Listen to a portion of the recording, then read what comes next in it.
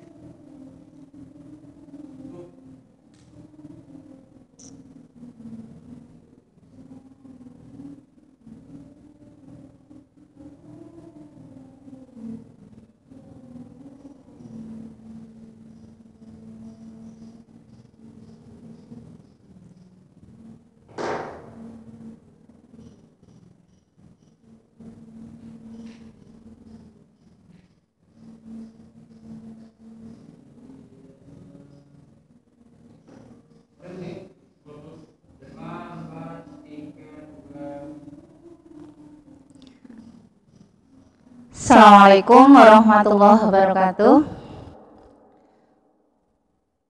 Bagaimana anak-anak kabar hari ini? Hari ini kita berkesempatan untuk bertemu dalam pembelajaran daring PJJ yang kemarin kelas 12 sempat tertunda. Hari ini kita bisa belajar bersama dalam pembahasan bab pertama.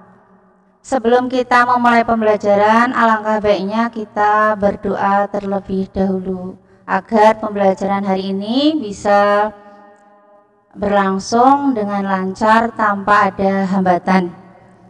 Mari kita bersama-sama baca doa belajar.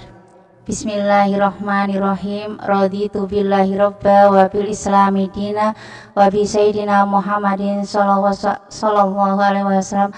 Rabbi shrahli sadri wa yassirli amri wa hlul 'uqdatam min lisani yafqahu qawli. Oke, terima kasih. Kemudian jangan lupa kalian untuk absen di laman komentar nama dan kelas kalian. Hari ini Bu Husnul mewakili Pak Izul dan Pak Musyafa karena kita bertiga mengajar pendidikan agama Islam dan budi pekerti. Oke, pembelajaran kita itu tentang berpikir kritis dan demokrasi. Nah, tujuan pembelajarannya apa? Tujuan pembelajarannya adalah yang pertama membaca tartil dan mengidentifikasi hukum bacaan Quran Surat Al-Imran ayat 190 dan 191, kemudian Quran Surat Al-Imran ayat 159. Tiga ayat ini berhubungan dengan berpikir kritis dan demokrasi. Kemudian yang kedua tujuannya adalah menganalisis perilaku berpikir kritis dan demokrasi. Kamu dituntut kelas 12 untuk menganalisa setiap kejadian alam atau keajaiban-keajaiban alam yang berhubungan dengan ayat-ayat Al-Quran, sehingga kamu bisa berpikir bahwa kita tidak hanya membaca Al-Quran secara nyata membaca Al-Quran, tapi bagaimana kita mengejawantahkan atau menganalisa dari setiap kandungan ayat-ayat Al-Quran. Kemudian tujuan yang ketiga adalah menerapkan perilaku berpikir kritis dan demokrasi. Dari menganalisa itu, kemudian kamu harus menerapkan perilakumu dalam kehidupan sehari-hari untuk berpikir kritis dan demokrasi. Oke, kita lanjut ke slide yang kedua, yaitu Quran Surat Al-Imran ayat 190, ayat 191. Itu berhubungan dengan asbabun nuzul. Kemudian bacaan Quran Surat Al-Imran ayat 190, ayat 191. Kemudian isi kandungan dan penerapan perilaku berdasarkan Quran Surat Al-Imran ayat 190, ayat 191. Nah, perhatikan ayat 190, 191. Kamu siapkan buku untuk bisa mempelajari bab ini. Kemudian apabila ada kalimat-kalimat yang penting yang Bu Husnul sampaikan, nanti bisa dicatat sambil kamu memperhatikan materi yang sudah kami share sehari-hari sebelumnya. Oke, kita baca sama-sama untuk bisa mencapai target. Bismillahirrahmanirrahim. Inna fi khalqis samawati wal ard wahtilafil laili wan nahari la ayatil liulil albab alladzina yadhkuruna Allaha qiyaman wa qu'udan wa 'ala junubihim wa yatafakkaruna fi khalqis samawati wal ard Rabbana ma khalaqta hadza batila subhanaka faqina adzabannar. Di situ dalam Quran Surat Al-Imran ayat 190, ayat 191, kamu bisa khalqis samawati wal ard, sedikit demi sedikit perkata tilahi ayat tersebut. Inna sesungguhnya fi khalqis samawati wal ard, dalam penciptaan langit dan bumi, wahtilafil laili wan nahari, dan pergantian malam dan siang, la ayatil liulil albab, tanda-tanda bagi orang-orang yang mau berpikir. Alladzina yadhkuruna Allaha, orang-orang yang mengingat Allah, qiyaman, pada saat berdiri, wa qu'udan, duduk, wala junubihim, dan berbaring, wa yatafakkaruna fi khalqis samawati wal ard, dalam penciptaan langit dan bumi. Rabbana ma khalaqta hadza batila, ya Tuhan kami, tidak engkau ciptakan segala sesuatu batilan, sia-sia.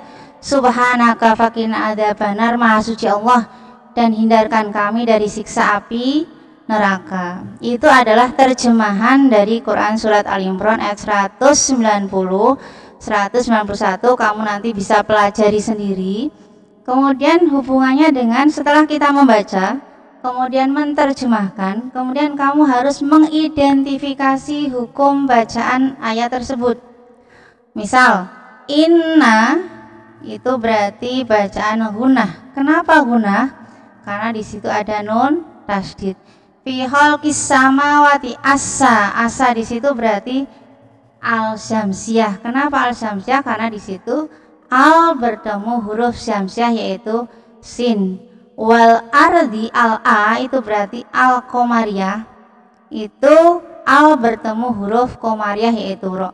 Dan seterusnya itu bisa kamu pelajari dan itu bagian dari tugas yang akan kamu laksanakan di rumah sebagai bentuk analisa identifikasi hukum bacaan tajwid. Kemudian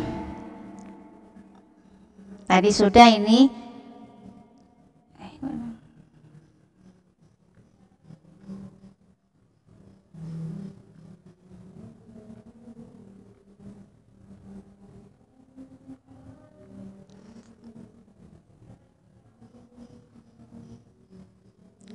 Nah, ini adalah bagian dari tujuan pembelajaran. Kamu harus bisa memotong ayat-ayat tersebut, karena pada saat ulangan biasa sering kamu disuruh menerjemahkan potongan-potongan ayat yang ada di dalam Al-Quran tersebut.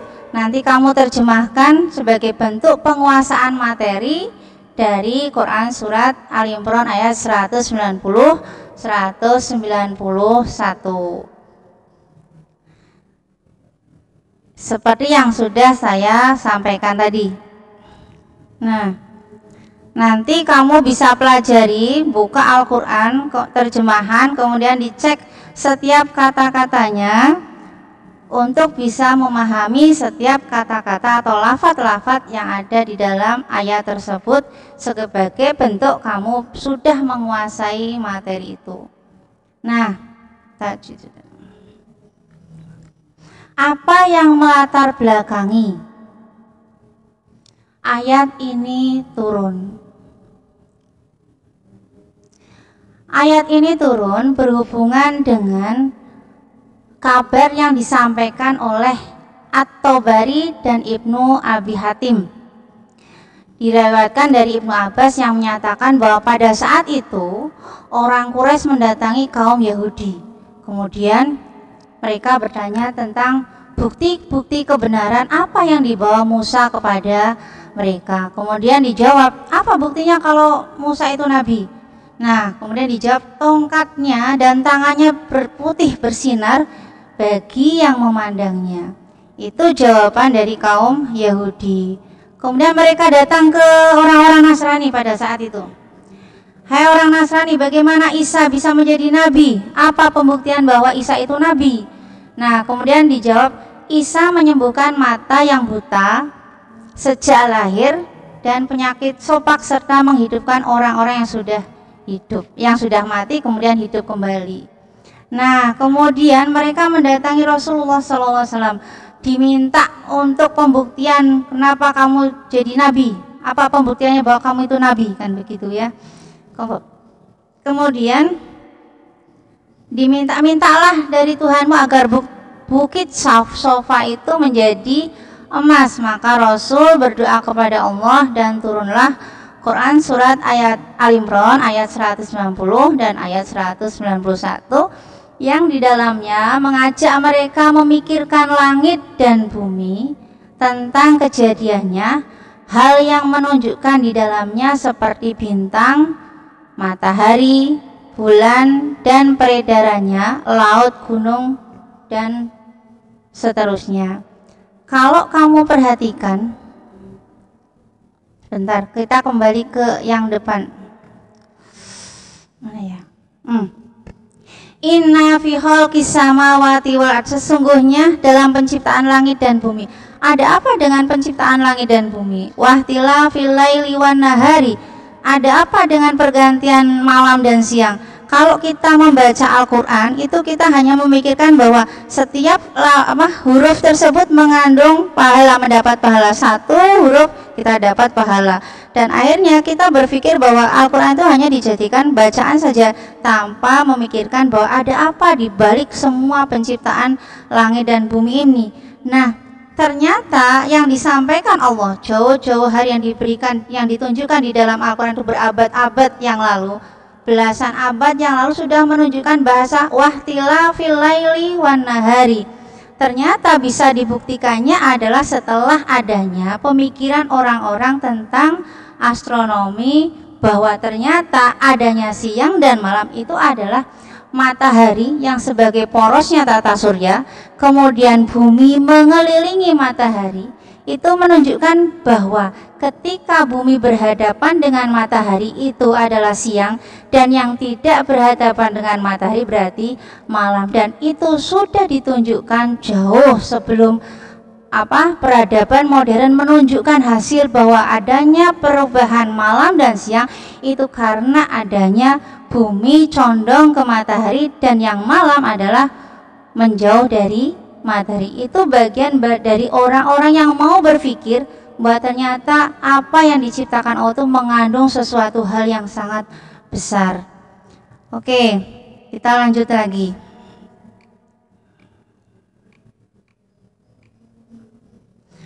Rabbana ma khalaqta hadza batila subhanaka faqina adzabannar. Ya Tuhanku, tiadalah Engkau menciptakan ini dengan sia-sia, maha suci Engkau. Kata menciptakan ini hadza batila, dengan sia-sia, ada apa di situ? Gitu ya.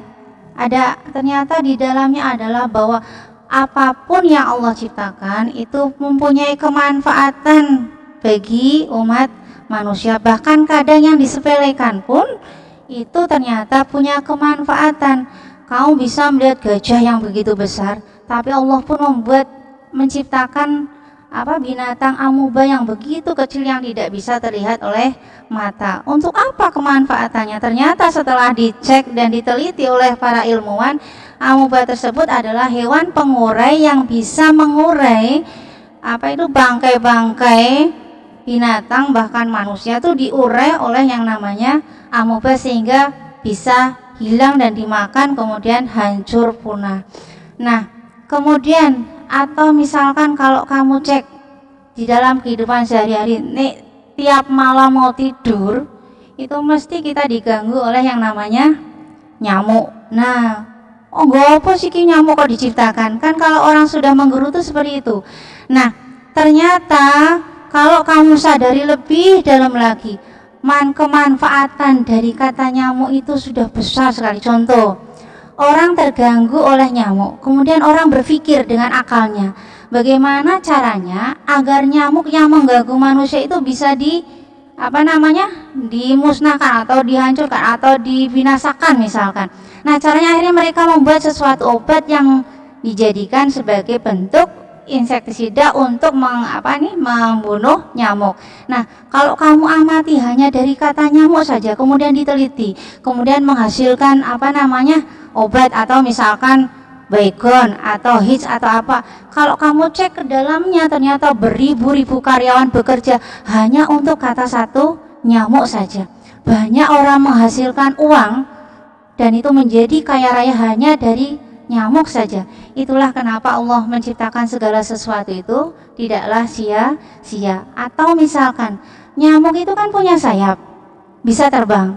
Kenapa dia dijadikan sebagai makanan pokok dari cicak yang sebetulnya dia tidak bisa terbang, atau katak yang juga tidak bisa terbang, tapi itu adalah makanan yang namanya nyamuk itu adalah makanan dari cicak dan katak. Jadi ketika kita membaca Al-Quran, maka usahakan itu adalah kamu berpikir bahwa segala sesuatu yang Allah ciptakan tidaklah sia-sia. Nah, kemudian apa itu berpikir kritis? Berpikir kritis adalah kemampuan untuk berpikir jernih dan rasional yang meliputi kemampuan untuk berpikir reflektif dan independen. Jadi ketika seseorang memikirkan sesuatu, menganalisa sesuatu dan menghasilkan sesuatu atau menciptakan sesuatu, maka hasil ciptaannya adalah sebuah karya yang tidak bisa dipengaruhi oleh hasil ciptaan atau analisa dari orang lain. Jadi berdiri sendiri, tidak bisa dirubah oleh orang lain karena itu hasil dari kemampuan berpikir yang dihasilkannya. Sebagai orang yang beriman, kita hendaklah mengimani semua firman-firman Allah, kemudian berusaha untuk memaknai kandungannya agar kita bisa berpikir kritis. Nah, perhatikan gambar ini. Di situ ada orang yang mendaki gunung. Nah, kalau kamu di dalam pembelajaran IPA atau fisika, itu ketika seseorang pada fisika atau IPA atau biologi itu ya, ketika orang pada sebuah titik ketinggian, maka orang itu akan merasa sesak dadanya. Di situ akan merasa sesak dadanya. Kenapa? Karena setelah dilihat bahwa semakin tinggi posisi orang, maka posisi daerah tersebut tipis oleh udara atau oksigen atau O2. Jadi ketika kita berada pada ketinggian tertentu, maka oksigen di tempat tersebut sangat tipis sekali sehingga kita akan susah bernafas dan otomatis akan menyesakkan dada. Itu dipikir setelah adanya orang mencoba untuk mendaki dan akhirnya memberikan kesimpulan secara ilmu pengetahuan bahwa ketika berada di ketinggian, udara atau O2 itu sangat tipis dibandingkan dengan yang di bawah. Tapi sebetulnya itu jauh-jauh hari, berabad-abad yang lalu Allah sudah menyampaikan di dalam Al-Quran surat Al-An'am ayat 125 yang menyatakan di situ secara implisit, barang siapa yang dikehendaki Allah kesesatannya, niscaya Allah menjadikan dadanya sesak lagi sempit, seolah-olah ia sedang mendaki langit. Kata-kata seolah-olah ia sedang mendaki langit itu memberikan makna bahwa ketika kamu berada di atas ketinggian, maka kamu akan merasakan sesak. Karena adanya apa itu namanya? Tipisnya oksigen di tempat tersebut. Nah, orang yang selalu melakukan langit itu memberikan makna bahwa ketika kamu berada di atas ketinggiannya karena tidak bisa bernafas. Begitulah Allah menimpakan siksa kepada orang-orang yang tidak beriman. Nah, kamu perhatikan di sini, seorang ilmuwan astronomi Hubble itu meneliti dan ternyata hasilnya adalah bahwa galaksi-galaksi yang ada di tata surya itu semakin lama kalau bertemu dengan benda sesama di antariksa itu semakin menjauh. Dengan bahasa jarak berapa juta kilo cahaya, bahasanya kan seperti itu. Kecepatannya 168.000 per detik per cahaya. Nah, itu ternyata di dalam Al-Quran menunjukkan bahwa ada dalam surat Az-Zariyat ayat 47 yang mengatakan bahwa langit kami bangun dengan kekuasaan kami dan sesungguhnya kami pun meluaskannya. Kata kami pun meluaskannya ternyata itu baru dibuktikan pada tahun 1922, sedangkan Al-Quran menyatakan berabad-abad yang lalu. Oke, kita perhatikan rotasi matahari. Rotasi matahari itu kan berarti matahari mengelilingi dirinya sendiri. Itu kalau di dalam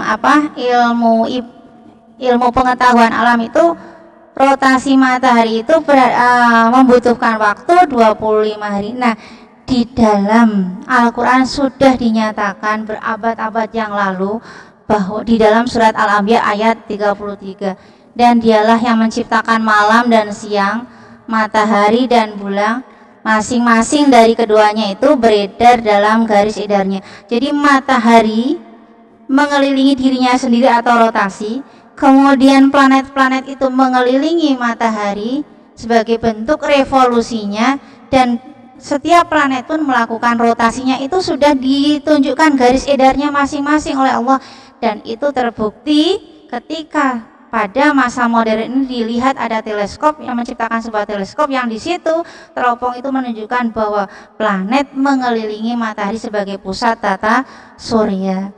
Itulah kenapa kita harus lebih bangga, karena ternyata di dalam Al-Quran jauh-jauh hari sudah menunjukkan pembuktian akan adanya keistimewaan alam semesta ini. Kemudian kamu perhatikan di sini adalah bumi. Ternyata bumi itu ada lapisan-lapisannya, dan lapisan yang terdalam itu adalah magma. Kamu perhatikan di situ adalah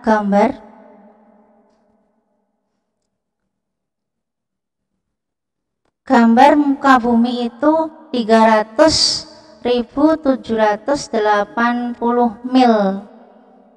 Bagian intinya panas dan cair, bagian luarnya keras tipis, hanya 1-20 mil tebalnya, dan itu ada kemungkinan besar akan adanya goncangan. Nah, dari situlah kemudian Allah menciptakan gunung-gunung sebagai pasaknya bumi yang kokoh dan kuat, sehingga menjadikan inti bumi yang panas itu tidak menggoncangkan bumi. Nah, ketika keluar kawah-kawah itu sebagai penetralisir agar bumi itu tidak goncang, karena gunung itu sebagai pakunya bumi atau pasaknya bumi.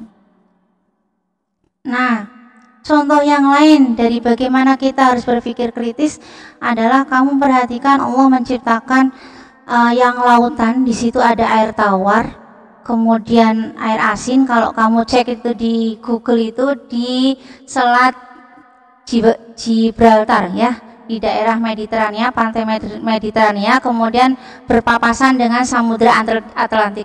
Jadi antara Mediterania dengan Samudra Atlantik itu berpapasan, tapi kedua-duanya adalah yang satunya air tawar, yang satunya lagi air asin. Nah, tapi kenapa tidak bercampur? Setelah diteliti, itu ternyata ada dinding pemisah, tapi bukan bentuk dinding pakai batu bata gitu kan, enggak ya. Dinding tipis itu yang menghalangi keduanya, sehingga ikan yang di air tawar tidak masuk ke dalam di air asin, dan ikan yang di air asin pun tidak memasuki air tawar. Ada dinding pemisah tipis, dan ketika gelombangnya bergerak pun tidak akan mencampur adukan antara yang tawar dan asin. Itu secara nyata ditunjukkan, dan secara nyata pula ditunjukkan di dalam Al-Qur'an surat Al-Furqan ayat 53. Dan dialah yang membiarkan dua laut yang mengalir berdampingan, dan ini tawar lagi segar, yang lain asin lagi pahit, dan dia jadikan antara keduanya dinding dan batas yang menghalangi. Jadi walaupun kelihatannya campur, ternyata ada dinding tipis yang diciptakan oleh Allah untuk menghalangi keduanya untuk bercampur. Subhanallah. Oke, ini berhubungan dengan embrio manusia. Kalau Nabi Adam diciptakan dari tanah, tapi kalau setelah itu manusia itu tercipta dari air. Air apa? Nah, diciptakan dari air mani yang dalam Al-Quran dinamakan saripati. Jadi ketika manusia memakan tumbuh-tumbuhan, buah-buahan, kemudian menghasilkan saripati, dan ujungnya adalah penciptaan penciptaan dari manusia itu masuk ke dalam rahim yang sangat kokoh atau dinding yang sangat kokoh yang ada dalam rahim seorang ibu. Dari proses saripati itu hingga proses menjadi ciptaan yang berbentuk makhluk lain atau manusia atau bayi yang baru lahir. Nanti kamu bisa pelajari sendiri berbagai macam ayat-ayat Al-Quran yang menunjukkan bahwa kita harus berpikir dalam bahwa segala sesuatu yang Allah ciptakan itu punya kemanfaatan buat manusia. Perilaku apa yang harus kita lakukan? Kita harus teliti dan kritis dalam menerima informasi apapun, teori ataupun dalil yang dikemukakan oleh orang lain. Kemudian sanggup mengambil pelajaran dari sejarah umat terdahulu. Itu yang terpenting dari bentuk yang harus kamu lakukan sebagai pembuktian rasa syukur kita atas penciptaan langit dan bumi. Manfaat apa yang kita dapat jika kita berpikir kritis? Mengambil hikmah dari semua ciptaan Allah, kemudian menjadi arif dalam menghadapi lingkungan yang membuat tidak nyaman, kemudian mendorong untuk melakukan penelitian untuk menemukan sains dan teknologi. Oke, kamu bisa bertanya tentang berpikir kritis ini. Kalau nanti saya bisa jawab, akan saya jawab. Karena di dalam materi ini ada dua tema, yaitu berpikir kritis dan demokrasi. Yang keduanya pembahasannya sangat berbeda. yang demokrasi itu tentang arah demokrasi bagaimana orang berpendapat, yang berpikir kritis adalah bagaimana cara orang memahami setiap ayat-ayat Al-Quran. Di dalamnya ada keistimewaan bagaimana kita berpikir kritis untuk kemanfaatan umat manusia. Oke, ada yang mau bertanya? Oke, kalau belum ada, kita sambung ke Quran Surat Al-Imran ayat 159. Di dalam Quran Surat Al-Imran ayat 159 itu ayat yang berhubungan dengan demokrasi.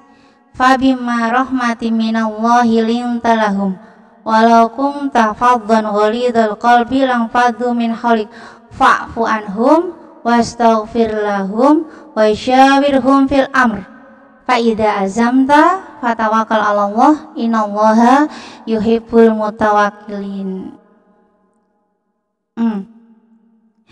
Fabima rahmatin, maka disebabkan rahmat dari Allah lah, lintalahum, bagi kamu berlaku lemah lembutlah terhadap mereka. Sekira kamu bersikap keras lagi berhati kasar, tentulah mereka menjauh diri dari lingkung sekelilingmu. Karena itu maafkanlah mereka, mohonkan ampun bagi mereka, dan bermusyawarah wasyawirhum, dan bermusyawarahlah fil amri dalam masalah itu. Fa idza azamta, jika kamu sudah membulatkan tekad, fatawakal 'alallah, maka bertawakallah kepada Allah. Innallaha yuhibbul mutawakkilin, sesungguhnya Allah menyukai orang-orang yang bertawakal kepadanya.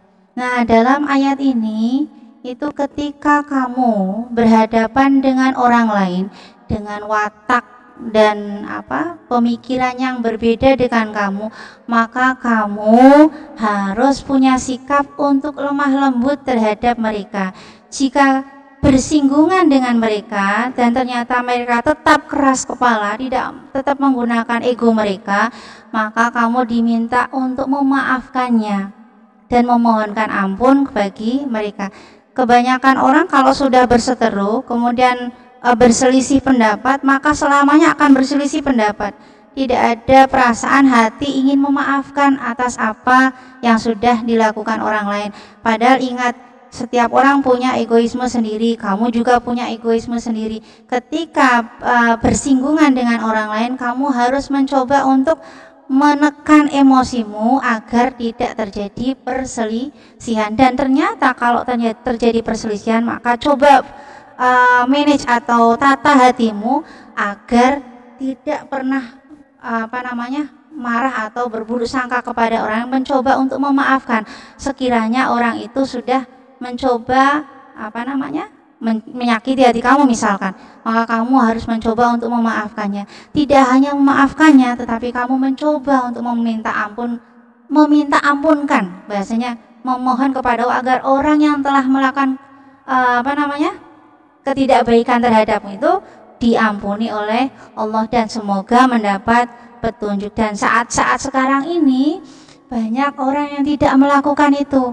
Cobalah kalau misalkan kita pada posisi, kita posisi di mana kamu berselisih pendapat dengan orang lain, merasa bahwa kamu itu benar. Ingat, jangan pernah merasa diri kita itu benar. Siapa tahu apa yang kamu anggap itu benar, kita anggap benar, tidak benar buat orang lain.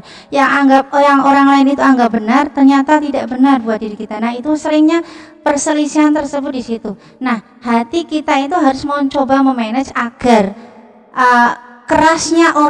sifat kerasnya orang itu bisa kita kendalikan dengan cara memaafkannya, dan kita juga meminta maaf dan tidak boleh merasa tidak salah, tapi tetap kita harus minta maaf sekalipun mungkin kita berada pada posisi yang benar, dan mencoba untuk meminta Allah agar mengampuni orang tersebut atau memohonkan ampun atas kesalahan mereka. Dan yang terbaik dari semua permasalahan itu adalah bagaimana kita bermusyawarah. Jadi mengkomunikasikan semua masalah itu dengan orang tersebut, musyawarah dengan baik, kemudian cari solusi yang terbaik. ini yang baiknya bagaimana? Baik buat saya, baik buat orang lainnya, kamunya. Kemudian dicari solusi yang terbaik, win-win solution, agar keduanya saling menerima dan tidak saling berseteru atau berselisih pendapat. Nah, ketika sudah di dalam musyawarah itu selesai, maka kita setelah keluar dari musyawarah itu ya sudah teman lagi. Jadi ketika saya tidak cocok dengan apa yang sudah diputuskan dalam musyawarah itu, kemudian membuat tandingan di luar musyawarah, itu salah. Jadi ketika di dalam musyawarah itu sudah ditentukan solusinya atau pemecahan masalahnya dari perselisihan tersebut, ketika keluar dari musyawarah itu pun sudah selesai, tidak perlu dipermasalahkan lagi. Itulah bagian dari tawakal kita kepada Allah, ikhtiar kita untuk menyelesaikan masalah. Itu yang diminta di dalam Quran surat Al-Imran ayat 159.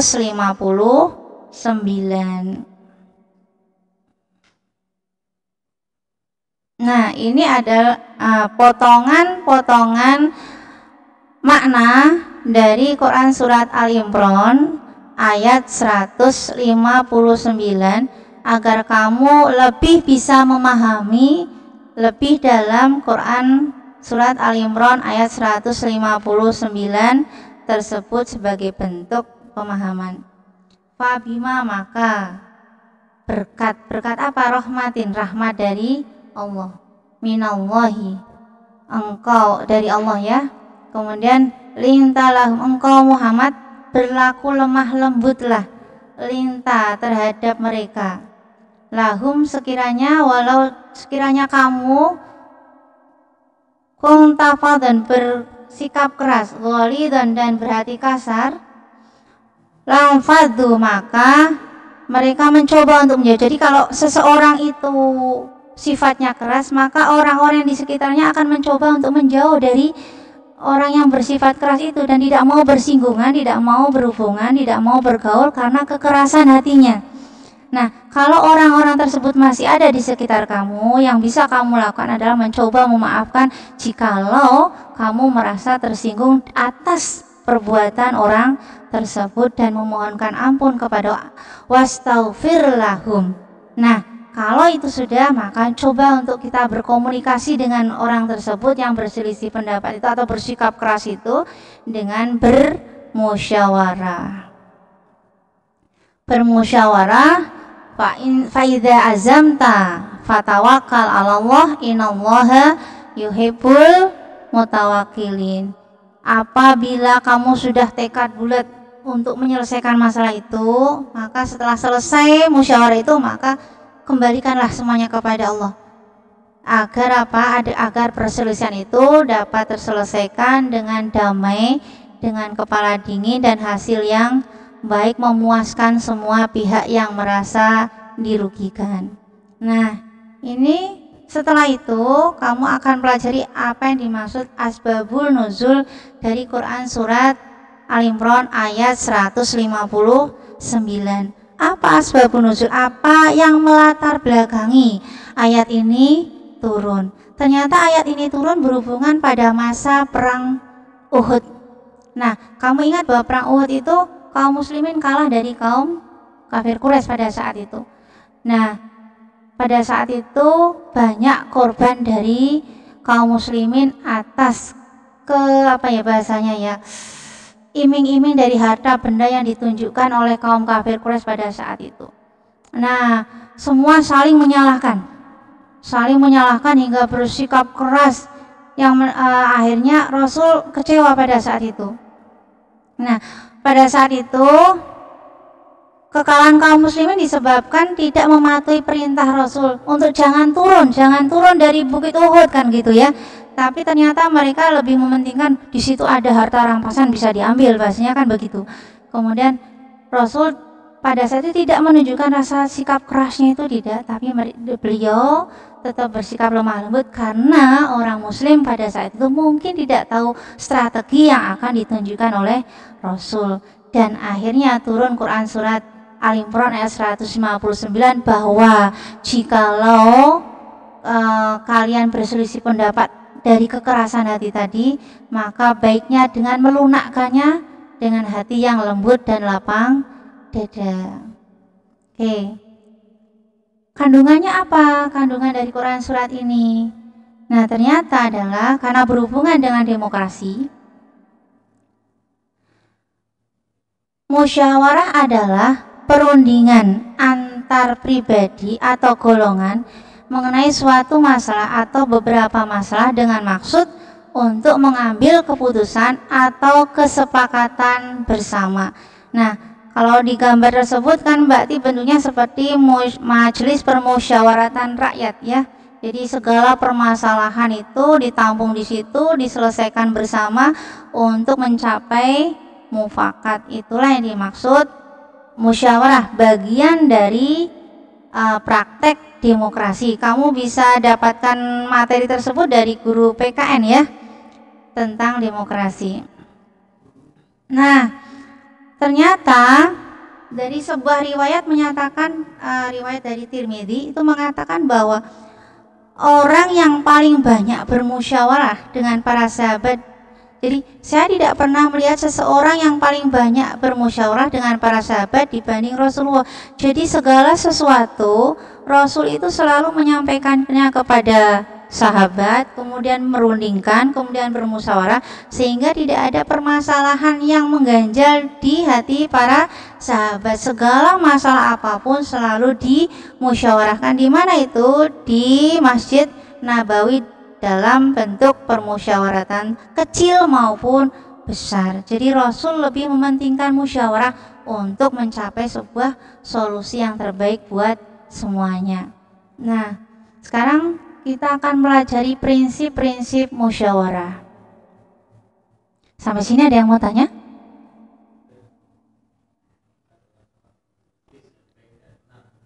Bagaimana cara ini ada yang mau bertanya, bagaimana cara berpikir kritis yang baik dan benar dari Firmansyah? Kelas berapa itu, Mas? Pak? Oh, enggak tahu. Itu berarti yang atas ya, materi yang pertama ya. Bagaimana cara berpikir kritis yang baik dan benar. Jadi gini, kalau hubungannya dengan ayat yang pertama, yaitu surat Al-Imran ayat 190 ayat 191, ketika kamu membaca Al-Quran, tolong coba untuk membuka terjemahnya, kemudian disandingkan dengan tafsirnya, kemudian disampingkan dari tafsir itu, kamu akan tahu proses ayat itu diturunkan. Nah, sehingga yang tadinya Al-Quran itu hanya bacaan biasa berubah menjadi sebuah pemikiran. Oh, ternyata ayat ini berhubungan dengan kondisi ini. Oh, ternyata ayat ini berhubungan bagaimana kita memaknai setiap ciptaan Allah itu tidak ada sesuatu yang sia-sia. Jadi mencoba untuk membuka dari beberapa sumber, tidak hanya membaca Al-Quran dan tidak hanya membuka terjemahan tapi juga buka tafsirnya. Nah, dari tafsir itu banyak para ulama-ulama itu menafsirkan banyak hal di dalam ayat tersebut. Nah, itulah bagian dari cara untuk berpikir kritis. Jadi tidak hanya satu Al-Quran dibuka, kemudian terjemahnya dibuka, tapi beberapa sumber dibuka. Ingat bahwa pada masa Bani Umayyah atau Bani Abbasiyah itu keran-keran pemikiran itu dibuka oleh Raja Ma'mun pada saat itu. Jadi silahkan berpikir sebanyak-banyaknya bagaimana menguak rahasia-rahasia Al-Quran, diberikan kebebasan. Jadi berpikir itu kritisnya itu adalah bagaimana kita mendapatkan kebebasan untuk mencari, menganalisa, dan setelah menganalisa menghasilkan sesuatu dari analisa yang kita pelajari. Itu yang dimaksud di situ, gitu ya. Nah, tapi kalau berpikir kritisnya tentang musyawarah adalah bagaimana kita sebagai pribadi manusia itu memberikan pendapat secara kritis. Tapi ketika pendapat kita tidak diterima oleh orang lain, maka kita harus menahan diri bahwa segala sesuatu yang disampaikan itu tidak harus kita yang menang. Nah, hanya kita akan mencoba untuk menahannya dan menerima dari hasil pemikiran tersebut. Itu ya. Oke, prinsip-prinsip musyawarah. Melandasi musyawarah dengan hati yang bersih, tidak kasar, lemah lembut, dan penuh kasih sayang. Jadi ingat, ketika masuk dalam musyawarah, kita punya unek-unek kita sampaikan, sak marme kita sampaikan. Nah, dari situ tapi tetap kita harus punya husnudzon. Jadi tidak pernah berpikir bahwa itu orang salah, aku yang benar, tidak. Dari situ hati kita akan lunak, lembut dan penuh kasih sayang menerima keperbedaan orang lain, menghargai perbedaan pendapat.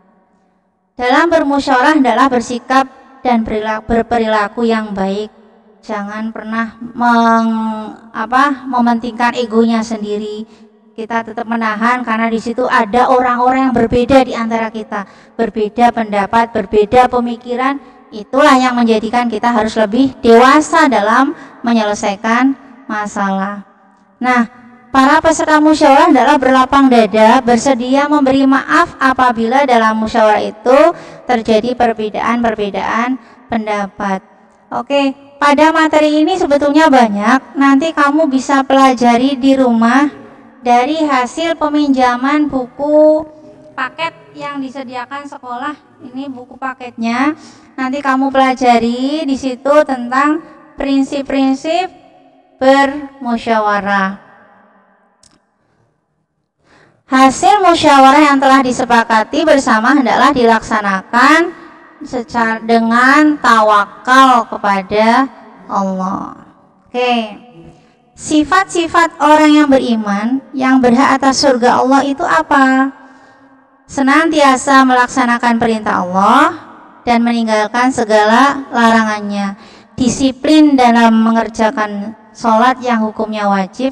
Selalu bermusyawarah dalam hal-hal yang perlu dimusyawarahkan. Ingat, menafkahkan sebagian rezeki karunia Allah untuk hal-hal yang diridhoi oleh Allah. Nah, ini adalah pembahasan demokrasi yang mengarah pada pendidikan kewarganegaraan, ya.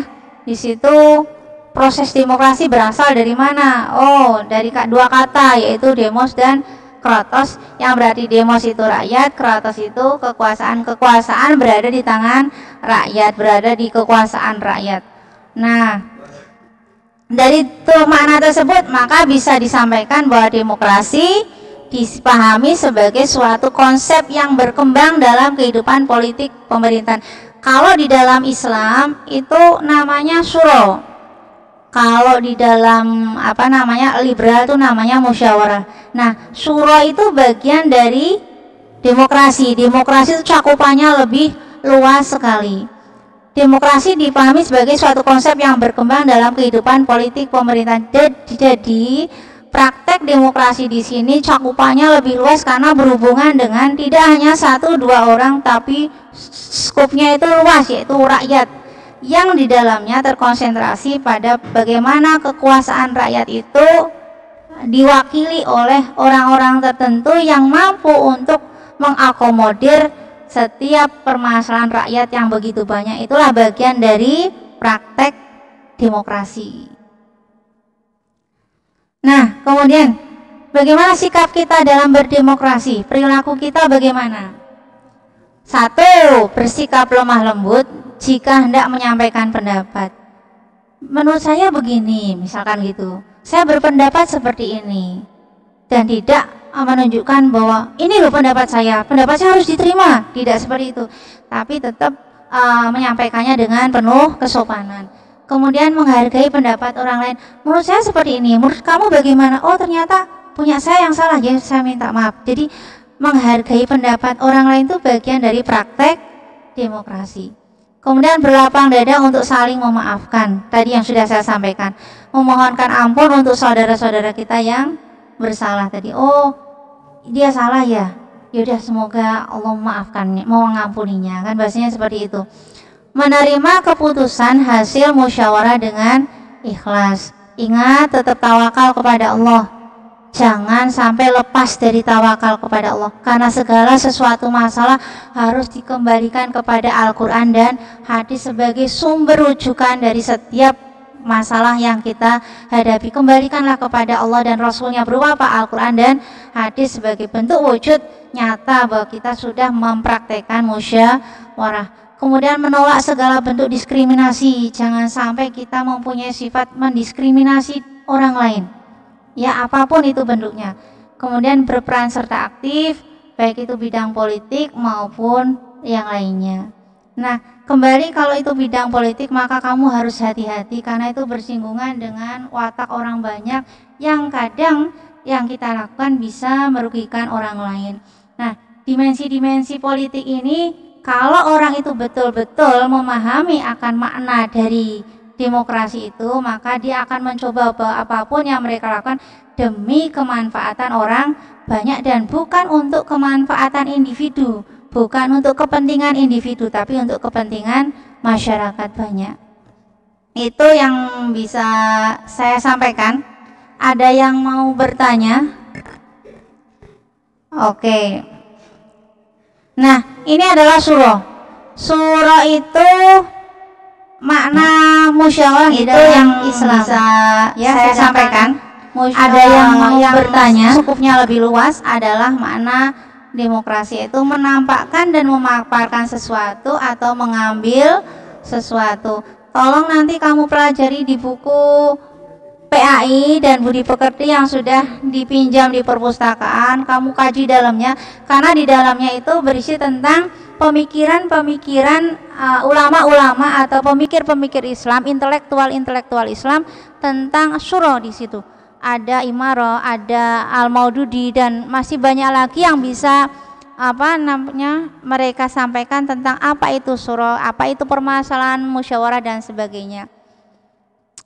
Sebelum Bu Husnul menyelesaikan ini, musyawarah menjadi sangat penting karena ada beberapa hal. Apa itu? Permasalahan yang sulit menjadi mudah. Tentang apa itu syuro, apa itu permasalahan mudah jika kita bermusyawarah. Setelah dipecahkan oleh orang lebih banyak, maka akan lebih cepat selesai. Kemudian akan terjadi kesepahaman dalam bertindak. Jadi satu kata, satu konsep, satu keyakinan, satu tema gitu ya. Kemudian menghindari prasangka yang negatif, terutama masalah yang ada hubungannya dengan orang banyak. Ketika sudah selesai masalah itu, kemudian kita harus keluar. Setelah keluar dari musyawarah, maka selesai, sudah tidak ada perselisihan lagi. Kemudian melatih diri menerima saran dan kritik dari orang lain. Inilah yang sulit, menerima saran dan kritik orang lain karena sering bersinggungan dengan ego setiap pribadi. Kemudian berlatih menghargai pendapat orang lain. Gitu ya. Sebetulnya masih banyak bisa saya sampaikan. Kalau kalian punya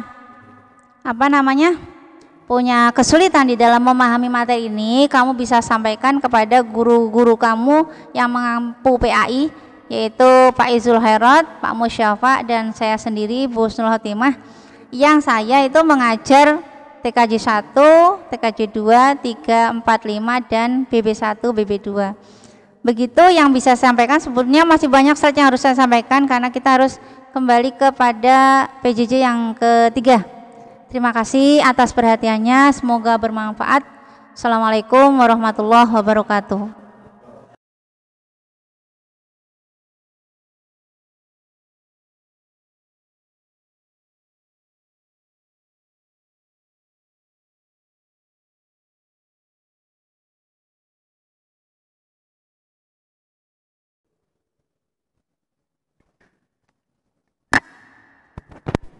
PJJ yang ketiga. Terima kasih atas perhatian.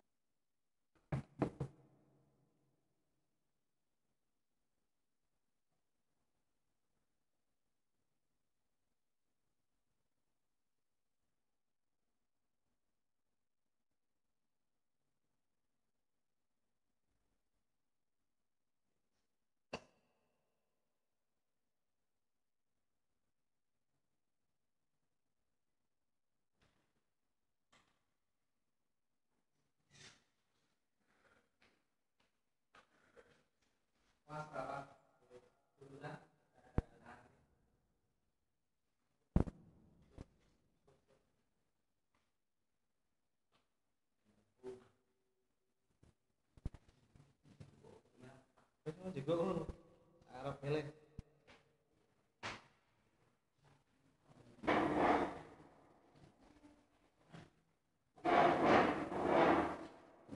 Hasyim Asari.